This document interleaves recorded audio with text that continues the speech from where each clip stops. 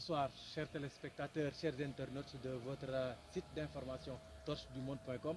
Torche du Monde entame le premier numéro de son émission Politicon. Politicon, ce n'est pas seulement de la politique. Politicon, ce n'est pas seulement du social. Politicon, ce n'est pas seulement de l'économie. Politicon, c'est l'actualité économique, sociale et politique du Sénégal dans son ensemble. Aujourd'hui, dans ce premier numéro, nous recevons le coordinateur de Pastef Suisse, M. Habib Diop. Habib, bonsoir. Bonsoir, M. Seck, et permettez-moi tout d'abord de vous remercier par rapport à l'opportunité que vous m'offrez de pouvoir échanger un petit peu avec les Sénégalais sur ce que j'appelle les sujets de l'heure, d'autant plus qu'il me semble que je suis le premier invité de votre nouvelle émission. Vous êtes le premier invité et vous allez nous parler de comment vous avez apprécié la visite, l'invitation de Maître Abdoulaye Wade par le président Macky Sall. Alors, tout d'abord, permettez-moi de remercier le Khalife général des Mourides parce que c'était l'initiateur de cette réconciliation, encore une fois. Et il l'a fait par rapport à deux musulmans qui, à un moment donné, ne s'entendaient pas, par rapport à deux de ses talibés, parce qu'il se trouve être le guide.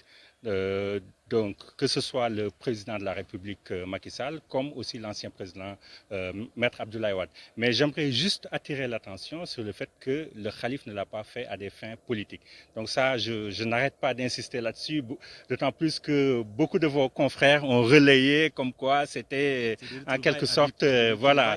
Donc il faut s'en arrêter là, c'est des retrouvailles. Voilà, point barre, entre deux talibés qui, à un moment donné, avaient voilà, quelques divergences. Des retrouvailles, et donc, voilà. Une invitation, mais l'invitation, elle est politique, d'autant plus qu'ils se sont parlé en huis clos, peut-être entre des apéristes, entre des libéraux, ils se sont parlé à huis clos à BIP. Alors, tout à fait. Donc, ce deuxième volet, ça, c'est un volet politique. Voilà. Entre Maître Abdoulaye Wade et le président Macky Sall. Mais ce que j'aimerais aussi souligner par rapport justement à cette deuxième entrevue entre ces deux hommes, c'est que nous, au niveau de PASTEF, ce n'est pas les sujets, en tout cas pour le moment, qui nous motivent, qui sont au centre de nos discussions. Nous, on se soucie, encore une fois, des sujets qui concernent les Sénégalais et qui préoccupent les Sénégalais. Raison pour laquelle, pendant que Maître Abdoulaye Wade était parti au palais discuter avec Macky Sall, le président Sonko était, lui, en Casamance pour, en tout cas, s'imprégner des problèmes de la population. On va y venir par rapport à cette visite-là, à cette tournée à Ziguinchor.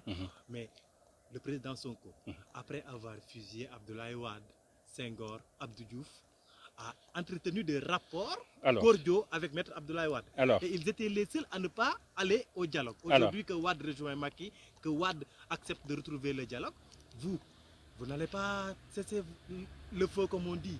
Alors, j'aimerais juste préciser que Ousmane Sonko a un grand respect envers Maître Abdoulaye Wade. Et ce qui est normal, Maître Abdoulaye Wade a vécu en tout cas beaucoup d'années au niveau de la scène politique. Donc ne serait-ce par rapport à cette expérience-là, par rapport à l'âge, par rapport aussi à la sagesse, ne serait-ce par rapport à ces points, donc Ousmane Sonko a le plein droit d'aller voir Maître Abdoulaye Wade pour avoir ses conseils. Donc il l'a fait par rapport à cet objectif bien précis, mais rien d'autre. Voilà, donc j'aimerais encore une fois insister. Comme si c'était passé le mot, ils ont été les seuls à ne pas participer à ce dialogue-là, à dénoncer même le dialogue. Abdoulaye Wade en est arrivé à exclure plus ou moins Omar Sarr, Maître Amadou Sall du PDS parce qu'ils avaient rejoint Macky Sall dans ce dialogue-là. Le président Ousmane Sonko, aujourd'hui que Wade rejoint le dialogue, est-ce qu'il ne va pas également changer de fusil d'épaule et voir les possibilités de dialoguer? Alors déjà, je pense que vous le savez, Maître Abdoulaye Wade n'est pas dans la coalition Jotna du président Ousmane Sonko. Donc autrement dit, un acte posé par Maître Abdoulaye Wade ne peut pas nous impacter directement ou ne peut pas en tout cas nous permettre aussi de changer de fusil d'épaule comme vous le soulignez. Donc nous sommes dans une coalition, encore une fois. Le deuxième point que j'aimerais souligner, c'est que effectivement, PASTEF ne participe pas au dialogue national. Mais par contre, nous participons au dialogue politique. Il faut le dire. Vous êtes dedans déjà. Alors, je précise, quand je dis dialogue politique, c'est réfléchir, discuter ensemble sur le fichier électoral. Parce qu'encore une fois, c'est là où il y a énormément de problèmes. Le fichier n'est pas fiable.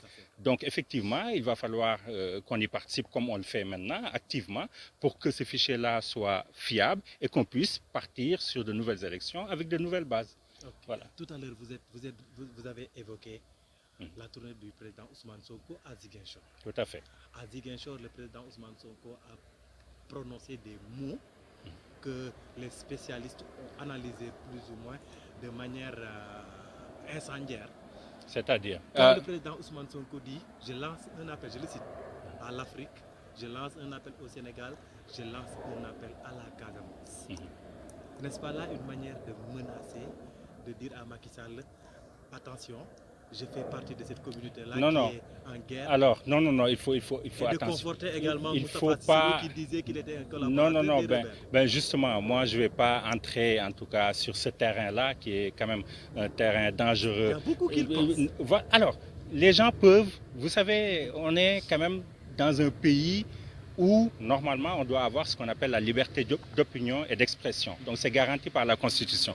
Donc vous pouvez avoir votre propre point de vue, mais en tout cas, ce n'est pas le point de vue de Pastef, ce n'est pas le point de vue du président Ousmane Sonko. Ousmane Sonko est allé en Casamance, ça c'était déjà dans son agenda politique, il faut le dire. Et avant la Casamance, il était à Saint-Louis. Donc c'était une tournée de remerciements qu'il devait faire au niveau, en tout cas, de toutes les villes du Sénégal. Donc c'est juste une suite logique de son agenda, parce que le président Ousmane Sonko devait effectivement partir en Casamance, comme il l'a fait à Saint-Louis, pour aller remercier ses militants. Donc peut-être le hasard a fait que ça tombait au moment où on parlait des 94 milliards. Et pendant que nous y sommes, sur l'histoire des 94 milliards.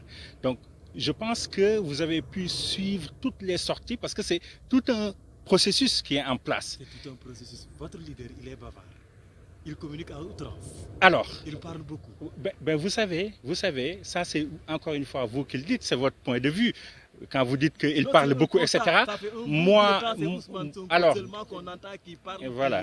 Alors, deux mots, parce que c'est normal. Aujourd'hui, le premier opposant au Sénégal, on peut le dire, c'est Ousmane Sonko. Donc forcément, il est sous le coup des projecteurs.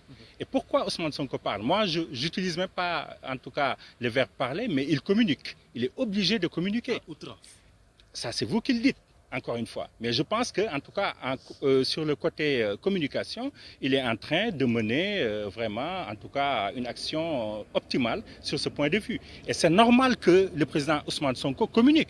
Parce que voilà un citoyen, voilà un leader politique qui a été, en tout cas, porté à peu près 15% de l'électorat lors des dernières élections présidentielles. Et d'ailleurs, on pouvait même dépasser ce score. Mais nous savons que voilà, le fichier électoral n'étant pas fiable, donc forcément, les dés étaient joués avant justement ces élections-là. Donc c'est normal qu'Ousmane Sonko communique, parce qu'ils sont en train de mettre en place des actions machiavéliques pour, en tout cas, le disqualifier des prochaines élections. Parce que quand un membre de Synergie républicaine, qui fait partie de la mouvance présidentielle, qui sort une proposition comme quoi, dès lors qu'un fonctionnaire est sanctionné, il fait partie, encore une fois, il est membre actif de la mouvance présidentielle, donc leader de Synergie républicaine, parce que c'est comme ça qu'ils font. S'ils veulent mettre en place, en tout cas, une loi ou une nouvelle règle, ils sont obligés de lâcher quelques membres, justement, de leur mouvance. Vous donnez raison à ceux qui disent que vous avez peur.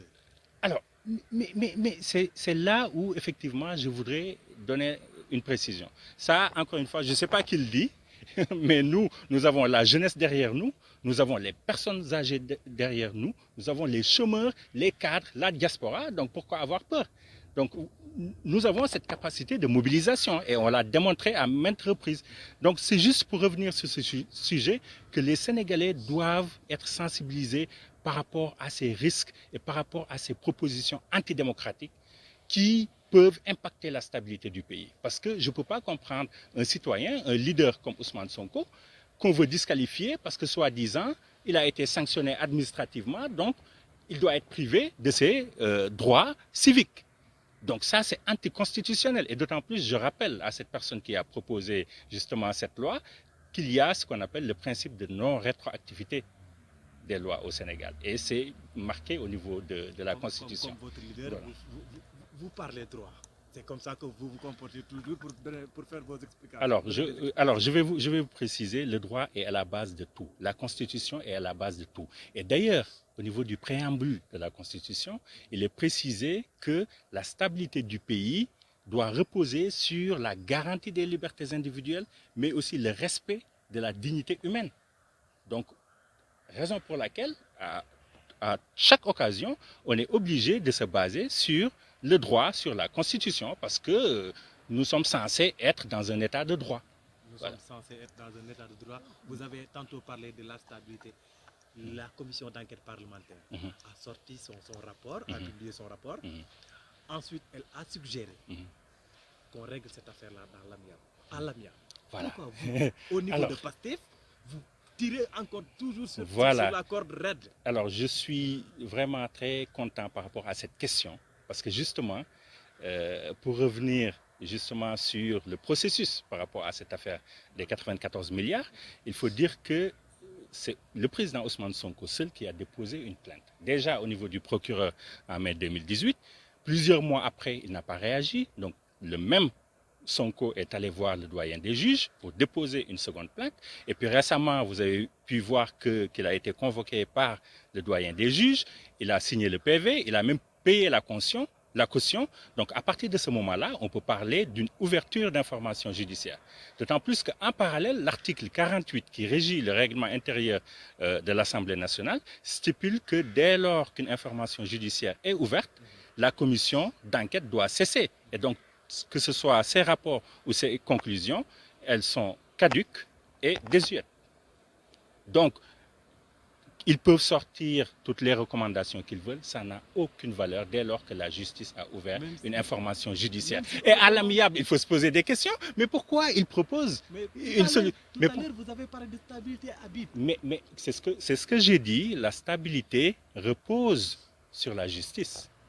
D'accord? Donc, est-ce que sur une affaire où on parle de détournement présumé de deniers publics, on peut juste se lever un bon jour, réunir une majorité mécanique, donc majorité qui est favorable à Mamour Diallo, et puis dire, voilà, on va prendre en compte les rapports ou la conclusion de la commission d'enquête, et puis l'appliquer, et puis il n'y aura pas de justice. Mais non, Mamour Diallo, c'est un citoyen, c'est un justiciable, donc il va falloir que la justice fasse son travail, parce qu'on parle quand même de 94 milliards. Donc on ne peut pas résoudre ce problème juste par une conclusion émise par une commission d'enquête parlementaire. D'autant plus que cette commission d'enquête parlementaire n'a pas de valeur juridique. Je le répète encore une fois. Nous avons été nombreux à demander au président Ousmane Sonko de nous fournir les preuves qu'il avait avancées dans ce dossier-là. Hier, à Ziguinchor, il a montré des éléments de preuve, surtout en ce qui concerne les actes d'acquiescement qui prouvent que M. Mamour Diallo les a bien signés. Voilà. Est-ce qu'avec ça, vous êtes en train de crier victoire au point de ne pas accepter cette instruction-là? Alors, encore une fois, on ne crie pas victoire parce que sinon on n'aurait pas porté plainte. Encore une fois, aujourd'hui, la seule institution qui peut, en tout cas, donner un verdict, en tout cas dire la loi, c'est effectivement la justice. Donc, c'est à la justice de faire son travail. Nous avons fait tout ce que nous devrions faire. Donc, on a déposé notre plainte au niveau de l'OFNAC, au niveau de l'IG, au niveau du procureur, au niveau du doyen des juges d'instruction. Donc maintenant, place à la justice pour qu'elle puisse faire son travail et puis dire justement, et puis lire le droit. Tout à fait. Okay. Donc nous poursuivons la deuxième partie de notre émission. Toujours en Suisse, à Genève, avec le coordinateur de PASTEF Suisse, M. Habib Diop, votre leader. Vous dites que vous n'avez pas peur. Mais quand le président Ousmane Sonko parle de complot contre sa personne pour tenter d'entacher son casier judiciaire, est-ce qu'il ne serait pas en train de dire que lui, il a tort, il a fauté? Pourquoi a-t-il peur? Alors justement, si vous analysez bien aujourd'hui la situation politique du Sénégal, non pas uniquement politique, mais aussi sur le droit, sur le respect des libertés individuelles. Donc là, vous verrez que finalement, en tout cas les opposants les plus sérieux, il y en a qui ont été muselés et justement, il y en a d'autres qui sont sur la sellette aujourd'hui. C'est ça qu'il faut dire. Que ce soit Khalifa Sall, donc Khalifa Sall qui a été emprisonné, même libéré aujourd'hui, il ne jouit pas de tous ses droits civiques. C'est pareil pour Karim Wade, il ne jouit pas de tous ses droits civiques. Donc c'est pour vous dire que donc c'est tout un processus qui a été mis en place et donc aujourd'hui il y a de quoi se dire que le prochain c'est le président Ousmane Sonko. Parce que tout à l'heure je vous ai parlé de cette loi qui est en train, en tout cas, d'être discutée. En tout cas, l'idée émane de ce responsable de Synergie républicaine qui fait partie de la mouvance présidentielle, mais aussi sur l'affaire des 94 milliards. Vous verrez que l'idée derrière, c'est pouvoir incriminer le président Ousmane Sonko, le rendre coupable, et donc pour qu'il puisse perdre mais bien entendu, ils l'ont déjà fait à deux opposants sérieux. Donc pourquoi Ousmane Sonko ne serait pas la prochaine cible? Il faut se poser des questions. Et ils sont en train de mettre en place tous les actes pour... Qui a été radié de la fonction publique. Vous croyez qu'ils vont en arriver à ça? Alors justement, c'est là où, et d'ailleurs je l'ai précisé par le communiqué qu'on a fait récemment, en tout cas au niveau de Parquet Suisse, que vous avez reçu d'ailleurs, et même si cette loi est entrée en vigueur, il y a le principe de non-rétroactivité, qui est d'ailleurs stipulé au niveau de la Constitution. Donc c'est là où vous verrez que finalement, c'est des gens qui n'ont pas une certaine compétence et qui veulent juste être dans les grâces du prince. Donc c'est juste, voilà, ce qui les motive. Maintenant, une dernière question par rapport à cette affaire des 94 milliards, d'autant plus que la plainte est déjà sur la table du procureur. Êtes-vous optimiste par rapport à l'issue de cette affaire-là?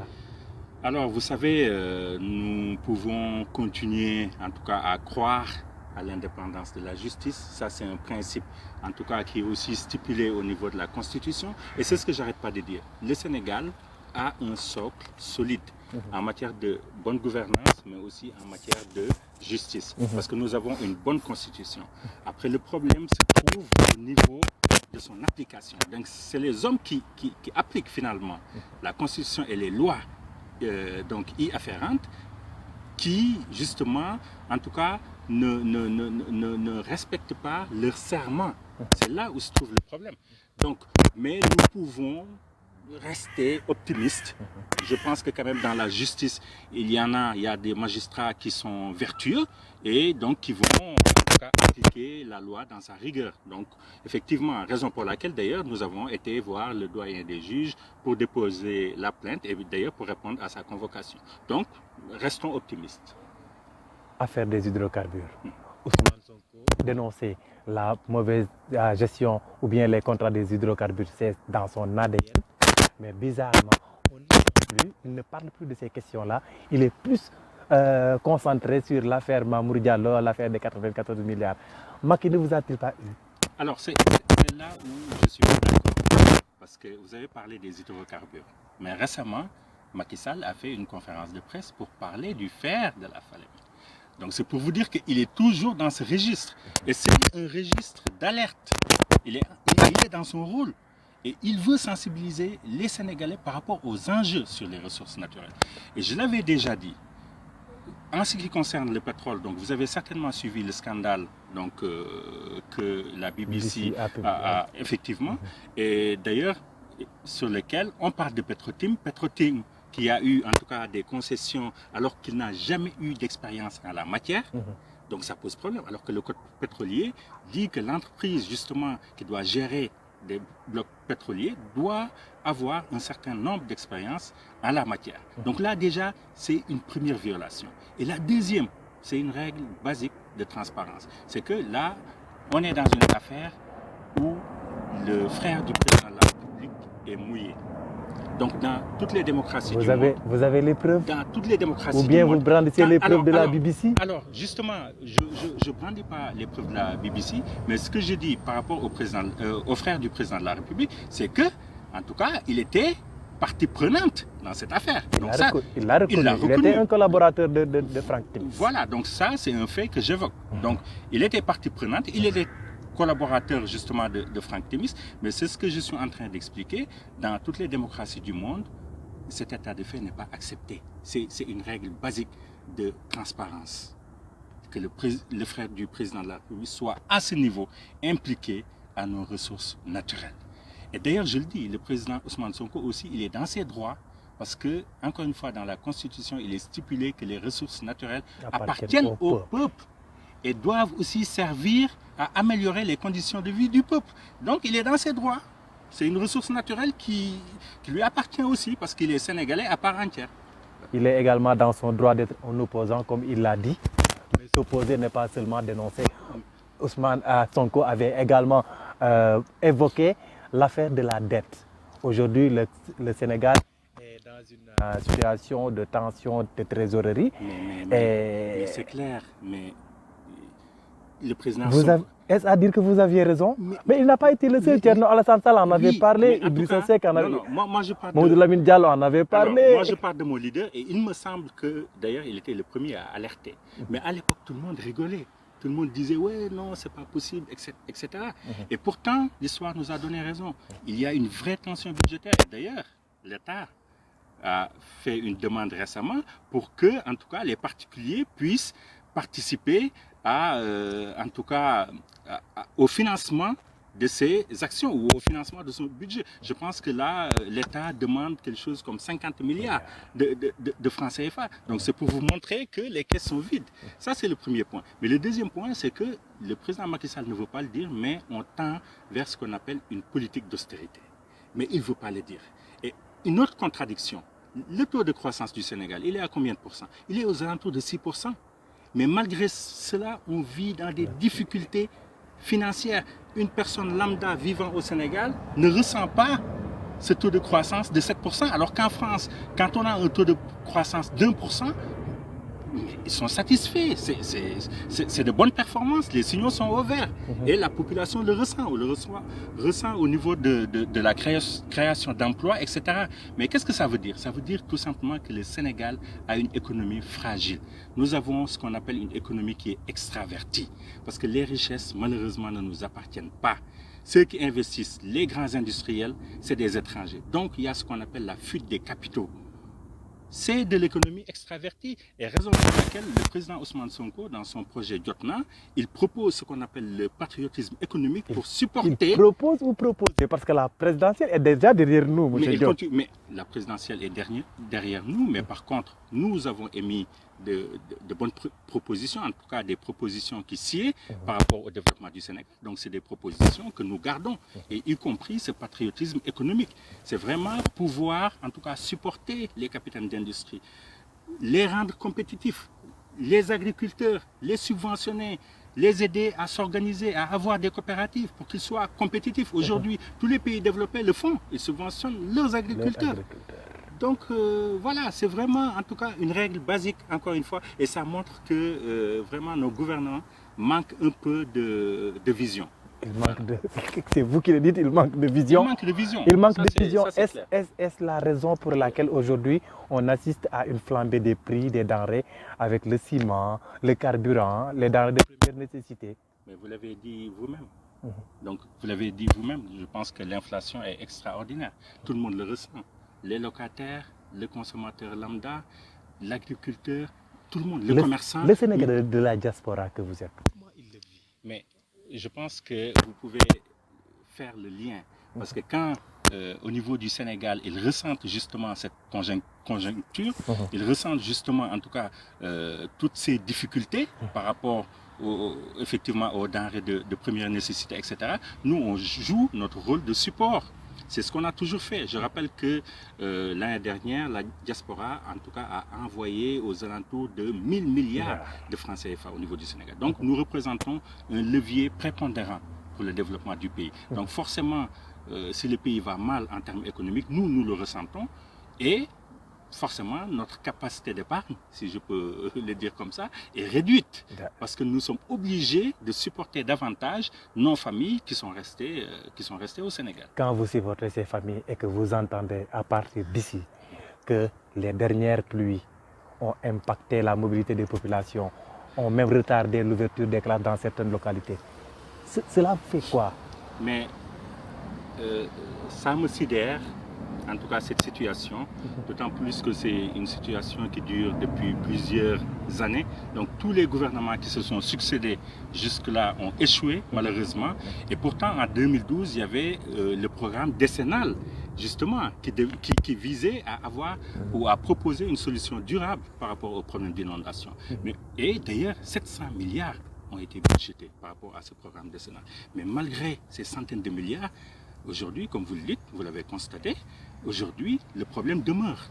Donc ça veut dire que, alors ce qu'il faut, en tout cas nous au niveau de PASTEF, ce qu'on propose à ce niveau, c'est avoir ce qu'on appelle un programme intégré par rapport à la gestion des risques d'inondation. Et comment s'y faire? Monsieur Diop, est-ce que je crois que vous êtes en campagne pour les législatives ou les locales? Alors, pas du tout. Vous allez représenter la diaspora. Pas du Ousmane Sonko dans la diaspora pour les législatives. Alors, monsieur Seck, vous m'avez posé une question par rapport aux inondations. Donc, je suis en train de vous faire le diagnostic d'abord et derrière vous proposer des solutions. C'est bon. Parce que c'est très facile tout le temps de dire ça va pas, ça va pas, alors que derrière l'opposition doit le faire. On en a besoin. Mais le président Sonko, il s'est toujours mis dans ce registre-là.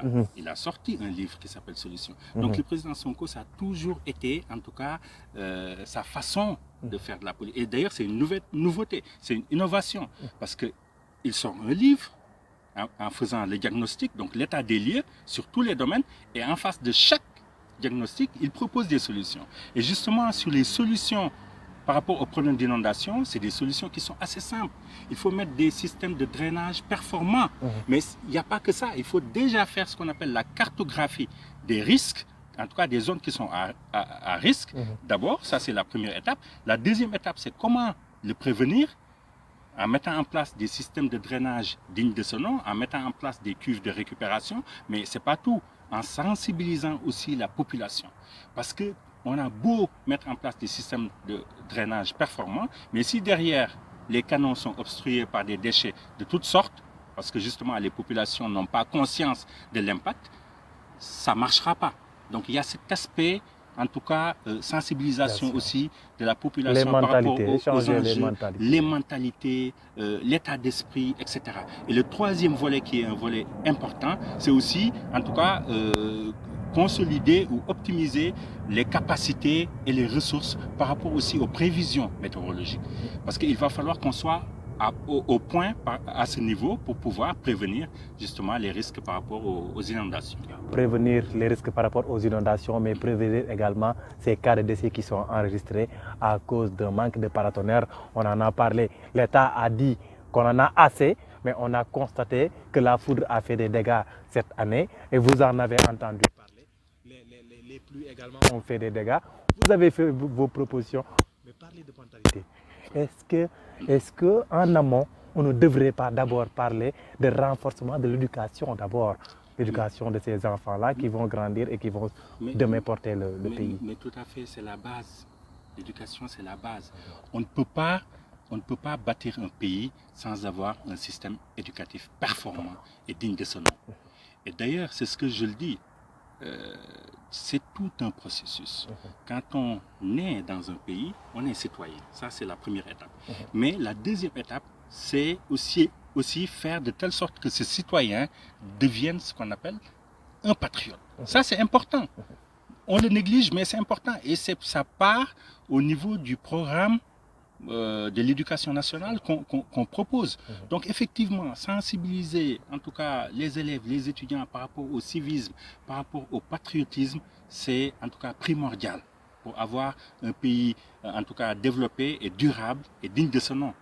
Voilà, donc parce que c'est la base. Tout à l'heure, je vous ai expliqué que le Sénégal a un bon socle en termes de droit, en termes de justice, la Constitution, etc. Nous avons en tout cas l'inspection générale d'État, l'OFNAC, nous avons des organes de contrôle, etc. Donc c'est pour vous dire qu'on est bâti sur un socle solide. Mais là où ça pose problème, c'est les hommes qui l'appliquent. Et les hommes qui l'appliquent sont formés, ont été éduqués par l'État du Sénégal. Donc ça veut dire que si on fait ce qu'on appelle l'arbre des causes, donc finalement il faut, ou l'arbre des causes racines, finalement la cause racine, ça nous ramène au niveau de l'éducation nationale, au niveau de l'école. Donc il faut que ce soit vraiment un secteur primordial, prépondérant, critique, pour qu'on puisse atteindre le développement digne de ce nom. Il faut également former les élites, les politiques. La dernière fois, vous avez initié, le PASTEF a initié une séance de formation, mais c'était payant. Pourquoi faire payer vos militants pour les former? Alors, tout d'abord, j'aimerais juste préciser que... Vous manquez d'argent? Tout d'abord... Vous cherchez de l'argent? Laissez-moi terminer, monsieur Seck. Donc, tout d'abord, j'aimerais juste préciser que cette formation s'inscrit dans le cadre des municipales. Parce que, comme vous le savez, nous aurons des candidats par rapport à ces municipales. Donc, ça veut dire qu'aussi, les Sénégalais, ils vont nous juger à partir de là. Parce que nous ne sommes pas encore au pouvoir. Nous visons 2024. Nous, en tout cas, nous souhaiterions accéder au pouvoir en 2024. Et pour ce faire, il y a des étapes intermédiaires. Et la première étape intermédiaire, c'est les élections municipales. Donc il va falloir qu'on renforce, en tout cas, les ressources par rapport aux aspects qui concernent la gestion des collectivités territoriales. Donc, raison pour laquelle le mouvement des cadres a mis en place effectivement cette formation, organisée à Dakar dans un hôtel de la place. Donc, forcément, cette organisation requiert en tout cas une certaine logistique. Donc, nous avons fait appel à un expert, etc. Donc, ça veut dire que aussi, derrière, ça demande en tout cas une certaine ressource. Et d'ailleurs, il y en a qui ont participé. Par exemple, au niveau de Pastef Suisse, nous avons donné des bourses à certains de nos camarades qui sont au Sénégal pour aller participer à ces formations. Donc, vous pouvez voir que malgré le fait que ce soit payant, c'est quand même en tout cas des coordinations de Pastef qui délivrent des bourses par rapport aux candidats, à nos futurs candidats qui sont restés au Sénégal. Donc tout reste, encore une fois, dans la sphère Pastef. Okay. Voilà. Donc Pastef n'est pas en train de chercher des fonds parce qu'il a... Ah non, non, non. Et puis c'est extraordinaire ce qui se passe chez Pastef. Pour avoir un t-shirt de Pastef, il faut payer. Donc ça, c'est ce qu'on appelle le don de soi. On est obligé de prendre de notre poche, de prendre de nos ressources pour participer en tout cas à la vie politique de notre parti. De votre parti. Voilà. On en a parlé tout à l'heure, vous en avez parlé tout à l'heure. Vous avez parlé des municipales qui arrivent, on va parler également des législatives qui arrivent. Vous êtes de la diaspora. Est-ce qu'on pourrait s'attendre, d'autant plus que votre leader a eu un bon score, un très bon score même dans la diaspora. Est-ce qu'on peut s'attendre à avoir Habib Diop, candidat de Pastef Alors pour le moment, ce n'est pas à l'ordre du jour, parce qu'au niveau de Pastef, justement, nous sommes en train de nous organiser. D'ailleurs, bientôt, il y a un comité qu'on appelle un comité préparatoire qui va être mis en place de la diaspora, où on aura un représentant de chaque coordination pour justement discuter sur la façon de structurer la diaspora. Avec deux objectifs. Donc le premier, c'est vraiment créer une sorte de pont entre le bureau central qui est au Sénégal, qu'on appelle le comité de pilotage, et la diaspora, pour qu'on puisse avoir une communication optimale. Mais le deuxième objectif concerne justement la préparation des législatives. Donc on est en train de s'organiser justement pour nous préparer par rapport aux élections législatives. Y a-t-il une possibilité d'y aller en coalition avec d'autres formations politiques? Mais bien entendu, il y a énormément de coalitions et je pense que bientôt dans les semaines à venir, nous allons communiquer par rapport à ça. Il y a beaucoup de partis politiques qui sont venus justement nous voir pour former une coalition et en signant aussi une charte de coalition, parce qu'effectivement on ne peut pas se mettre en coalition avec n'importe quel parti. Il y a des préalables qu'on propose justement en tout cas d'approuver avant de faire partie de la coalition. Ok, on ne va pas terminer sans parler du mois de Safar, sans parler du Magal de Touba. Vous ne serez peut-être pas à Touba au Sénégal, tout à fait. Mais vous allez célébrer le Magal ici à Genève, en Suisse. Tout à fait. Comment vous vivez ici? Mais comme vous le savez, je pense que maintenant, les Khassaïd, les mais bien Touba, entendu, les cafés Touba, ça ne nous manque pas, parce qu'on a des daïres.